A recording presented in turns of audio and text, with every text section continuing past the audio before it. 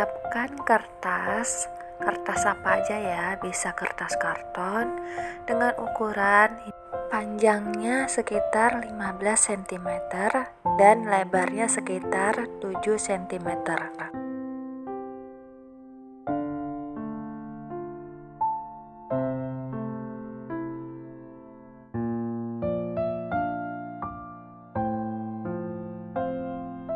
Gunting bagian depan kertas sesuai di video. Untuk kamu yang baru berkunjung di channel Home Kreatif, jangan lupa untuk like, subscribe, dan aktifkan loncengnya ya, agar kamu mendapatkan video-video terbaru dari channel Home Kreatif. Terima kasih.